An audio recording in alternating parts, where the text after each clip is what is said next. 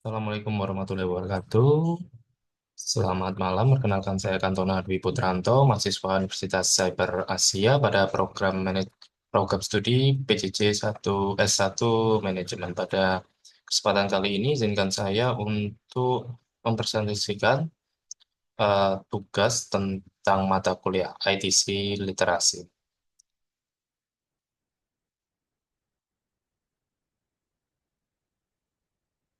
Ya, dapat dilihat pada layar, pemanfaatan ITC literasi di sini yang akan saya bahas adalah pemanfaatan teknologi informasi dan komunikasi kaitannya dengan tumbuh kembang anak.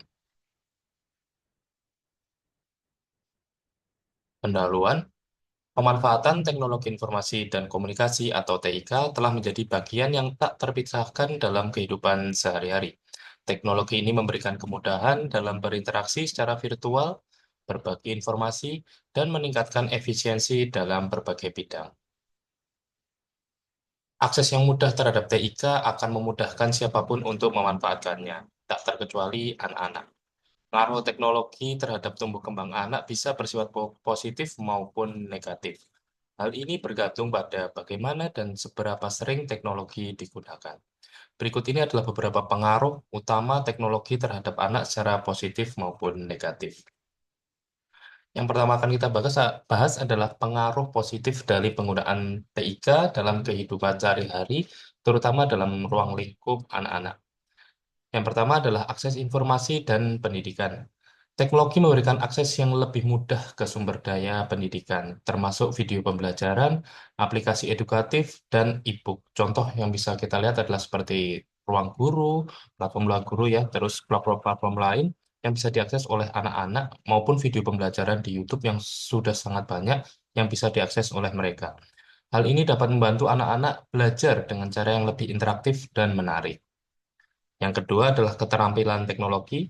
Penggunaan teknologi sejak dini dapat membantu anak-anak mengembangkan keterampilan teknologi yang penting bagi masa depan mereka. Misalnya, di sini keterampilan dalam menggunakan komputer, tablet, dan perangkat lunak. Selanjutnya adalah pengembangan kognitif anak. Beberapa permainan dan aplikasi dapat membantu meningkatkan kemampuan kognitif anak seperti pemecahan masalah, berpikir kritis, dan kreativitas. Dan selanjutnya adalah komunikasi dan sosialisasi. Teknologi seperti media sosial dan aplikasi pesan instan memungkinkan anak-anak berkomunikasi dengan teman dan keluarga, meskipun dengan jarak yang jauh. Namun, di satu sisi, juga ada pengaruh negatif yang membayangi penggunaan TIK dalam kehidupan sehari-hari anak-anak kita. Yang pertama adalah kesehatan fisik. Terlalu banyak waktu yang dihabiskan di depan layar dapat mengurangi aktivitas fisik anak, yang berpotensi menyebabkan obesitas dan masalah kesehatan lainnya seperti gangguan tidur dan masalah mata. Selanjutnya, perkembangan sosial dan emosional. Ketergantungan pada teknologi dapat mengurangi interaksi sosial langsung yang penting untuk perkembangan keterampilan sosial dan emosional anak. Anak-anak mungkin menjadi lebih cenderung merasa kesepian atau mengalami masalah dalam membangun hubungan nyata. Hal ini sering kita lihat di mana orang tua seringkali memberikan gadget untuk anaknya dengan dalih agar mereka tidak rewel. Padahal sebetulnya pemberian gadget yang terlalu berlebihan pemakaiannya dapat mengganggu perkembangan sosial dan emosional anak atau bahkan bisa mempengaruhi bonding antara orang tua dan juga anak. Selanjutnya adalah pengaruh konten negatif. Anak-anak dapat terpapar pada konten yang tidak sesuai usianya, seperti kekerasan, pornografi, dan informasi yang tidak akurat, yang dapat mempengaruhi perkembangan moral dan emosional mereka. Nah, ini kaitannya dengan konten yang sangat mudah diakses, misal di YouTube, itu kan ada berbagai macam, sehingga kalau kita tidak memfilter itu dengan baik, maka pengaruh-pengaruh negatif akan masuk ke anak. Oleh karena itu, kita dapat membatasinya dengan cara misal menggunakan YouTube Kids, misal agar eh, konten-konten yang dapat diakses adalah yang sesuai dengan kapasitas atau sesuai dengan umur mereka. Selanjutnya adalah masalah konsentrasi dan fokus. Paparan yang berlebihan pada teknologi, terutama media sosial dan permainan video, dapat mengurangi kemampuan anak untuk berkonsentrasi dan fokus pada tugas-tugas penting seperti belajar dan pekerjaan rumah. Lebih parahnya, ada beberapa kasus di mana penggunaan eh, TIK ini dan konten-konten tersebut mempengaruhi pada kemampuan anak untuk berbicara, seperti halnya terjadi pada anak-anak yang mengalami speech delay atau keterlambatan dalam berbicara. Menurut penelitian, itu juga terpengaruh sebagian besar karena terpengaruh dengan pemberian atau penggunaan gadget yang berlebih pada anak-anak usia dini, misal di umur 1 sampai 2 tahun, seperti itu. Untuk ya, di sini pembahasan selanjutnya adalah cara mengoptimalkan penggunaan teknologi untuk meminimalisir pengaruh negatif dan memaksimalkan eh, hal-hal positifnya. Kita dapat melakukan cara-cara sebagai berikut ini. Yang pertama adalah membatasi waktu layar atau screen time. Ya, ini pastikan anak-anak memiliki batasan waktu yang jelas untuk penggunaan perangkat teknologi.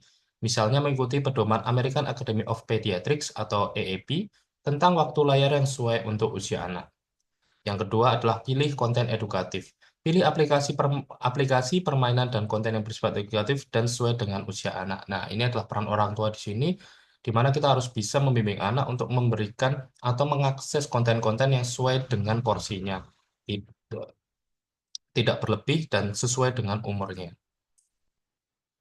Selanjutnya adalah libatkan diri dalam aktivitas teknologi anak. Orang tua perlu terlibat dalam penggunaan teknologi anak-anak untuk memastikan mereka menggunakan teknologi secara positif dan aman.